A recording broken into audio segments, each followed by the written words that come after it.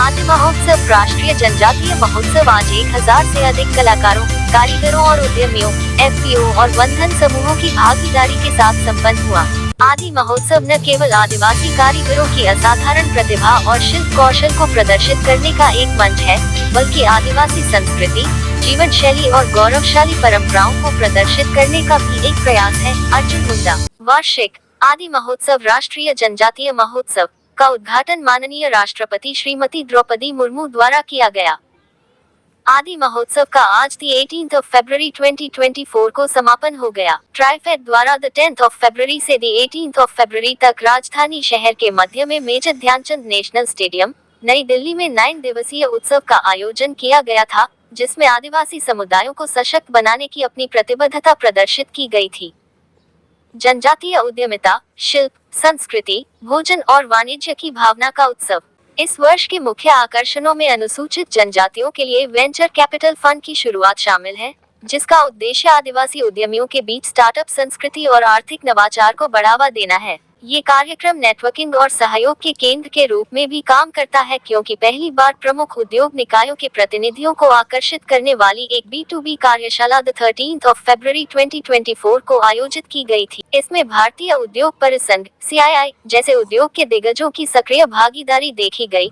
Associated chambers of commerce and industry of India, ASSOCHAM, Indian federation of culinary association IFCA, 35 से अधिक उद्योग जगत के नेताओं और ITC, Patanjali, Sagar Ratna, Zomato, Blinkit, Shiprocket, Health Horizon B जैसे स्टार्टअप के साथ celebration, Hyper Pure, Himalayan Herbs, Rooftop आदि जैविक, हस्तशिल्प, शहद, पेंटिंग और कलाकृतियों के विभिन्न क्षेत्रों में सहयोग और बाजार संबंधों को बढ़ावा दे रहे हैं।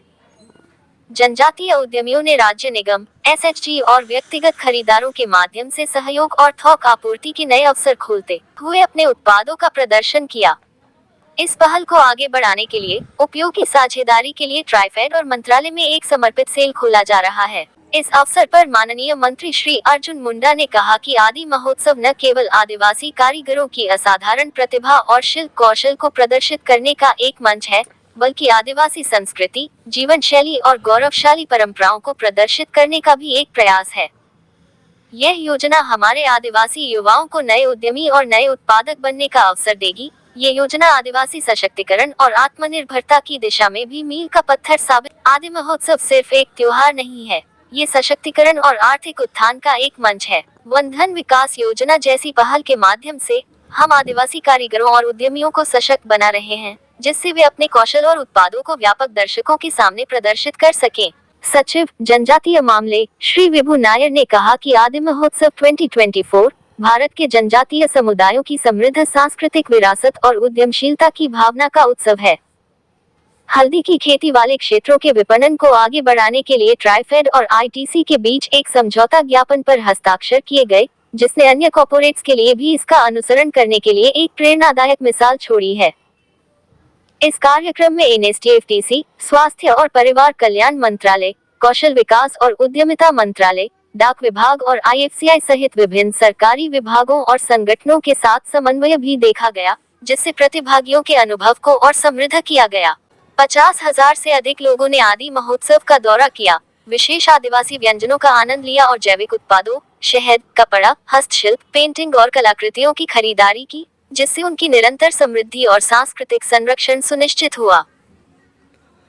इस उत्सव में देश भर के जनजातीय समुदायों की कलात्मक प्रतिभा की झलक भी देखने को मिली। उत्कृष्ट हस्तशिल्प और हथकरघा वस्त्रों से लेकर मनमोहक पेंटिंग, आभूषण, बेत, धातु शिल्प और बांस के उत्पादों तक लगभग 1100 आदिवासी कारीगरों, कलाकारों, चिकित्सकों, रसोइयों और सांस्कृतिक मंडलों की भागीदारी के साथ, जो भारत के आदिवासी परिदृश्य की विविध टेपेस्ट्री का प्रतिनिधित्व करते हैं। 27 राज्यों और केंद्र शासित प्रदेशों से आए इन कारीगरों ने न केवल अपनी असाधारण शिल्प कौशल का प्रदर्शन किया है, बल्कि प्रत्येक उत्कृष्ट कृति में बुनी गई अनकही कहानियों को भी साझा किया है। उनमें से 19 राज्यों और केंद्र शासित प्रदेशों के आदिवासी रसोइयों के साथ साथ 676 आदिवासी कारीगरों और कलाकारों ने अपनी अनूठी प्रतिभा और पाक प्रसन्नता के साथ त्योहार को समृद्ध किया है, जो आगंतुकों को आदिवासी व्यंजनों के स्वाद के माध्यम से एक संवेदी यात्रा प्रदान करता है। कार्यक्रम का एक अन्य आकर्षण PM जन मन मंडप था, जो 10 राज्यों और केंद्र शासित प्रदेशों के 21 विशेष रूप से कमजोर जनजातीय समूहों पीवीटीजी की अनूठी सांस्कृतिक विरासत के प्रदर्शन के रूप में कार्य करता था। वन धन उत्पादों को समर्पित एक विशेष मंडप ने 14 राज्यों और केंद्र शासित प्रदेशों के 47 वन धन विकास केंद्रों के लिए एक मंच प्रदान किया, जिससे आदिवासी समुदायों के बीच स्थायी आजीविका और उद्यमशीलता को बढ़ावा मिला। कृषि और किसान कल्याण मंत्रालय के तहत लघु किसान कृषि व्यवसाय कंसोर्टियम द्वारा प्रवर्तित 10 आदिवासी एफपीओ ने भी अपने अद्वितीय उत्पादों का प्रदर्शन किया। शाम को उत्तर क्षेत्र केंद्रीय सांस्कृतिक केंद्र के माध्यम से 20 राज्यों और केंद्र शासित प्रदेशों के 400 से अधिक आदिवासी कलाकारों द्वारा आयोजित सांस्कृतिक कार्यक्रम का आयोजन किया गया, जिसमें आदिवासी रीति रिवाजों, फसल उत्सवों और उनकी अनूठी परंपराओं पर आधारित मनमोहक प्रस्तुतियां दी गयी। इस आयोजन से 1.80 करोड़ रुपए से अधिक की नकद बिक्री हुई और open network for digital commerce (ONDC) network की बिक्री हुई, जिसमें 170 आदिवासी कारीगर पहली बार डिजिटल प्लेटफॉर्म पर शामिल हुए। इस कार्यक्रम में प्रतिभागियों को व्यवसाय विस्तार के लिए सोशल मीडिया प्लेटफॉर्म के उपयोग पर प्रशिक्षण भी दिया गया। इसके अलावा 90 विक्रेताओं ने नेटवर्किंग प्रतिभागियों के माध्यम से पंजीकरण कराया। मेटा प्रतिनिधियों ने व्यापार विस्तार के लिए सोशल मीडिया प्लेटफॉर्मों का लाभ उठाने पर मार्गदर्शन प्रदान किया। डिजाइन विभाग आईआईटी दिल्ली ने जनजातीय कारीगरों को महानगरीय ग्राहक आधार की आवश्यकताओं से संबंधित उत्पादों को डिजाइन करने में सहायता करने के लिए एक कार्यशाला का आयोजन किया। समापन समारोह में आदि महोत्सव के दौरान सर्वश्रेष्ठ प्रदर्शन करने वाले कारीगरों को पुरस्कार वितरित किए गए। आदि महोत्सव कार्यक्रम के दौरान कई सरकारी मंत्रालयों और संगठनों ने आदिवासी कारीगरों और उद्यमियों को व्यापक सहायता प्रदान करने के लिए सहयोग किया।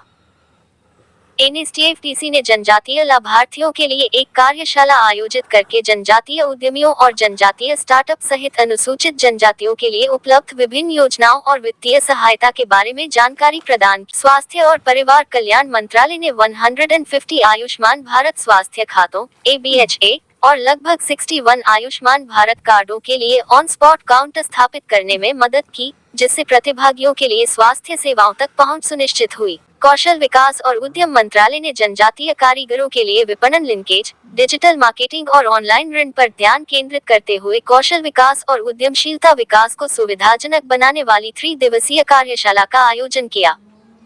डाक विभाग ने जनजातीय डाक टिकट सहित दूरदराज के क्षेत्रों में योजनाओं का प्रदर्शन किया और डाक जीवन बीमा, ग्रामीण डाक जीवन बीमा, डाकघर बचत योजनाओं और इंडिया पोस्ट पेमेंट्स बैंक के बारे में जानकारी प्रदान की। प्रतिभागियों के लिए आधार विवरण अपडेट करने के साथ साथ इंडिया पोस्ट पेमेंट बैंक खाते, बचत खाते, संकन्या खाते, दुर्घटना बीमा और इंडिया पोस्ट जीवन बीमा सहित विभिन्न सेवाओं को मौके पर ही संसाधित किया गया। आईएफसीआई ने नई लॉन्च की गई योजना एसटी के लिए वेंचर कैपिटल फंड पर एक कार्यशाला आयोजित की, जिसका उद्देश्य आदिवासी लाभार्थियों को योजना से लाभ उठाने के लिए प्रोत्साहित करना और अनुसूचित जनजातियों के बीच उद्यमिता और स्टार्टअप संस्कृति को बढ़ावा देना है। इन अभिसरणों का उद्देश्य जनजातीय समुदायों को समग्र सहायता प्रदान करना है, जिसमें वित्त, स्वास्थ्य देखभाल, कौशल विकास, डाक सेवाओं और उद्यमशीलता जैसे पहलुओं को शामिल किया गया है, जिससे उनके सामाजिक आर्थिक विकास और सशक्तिकरण को बढ़ावा दिया जा सके।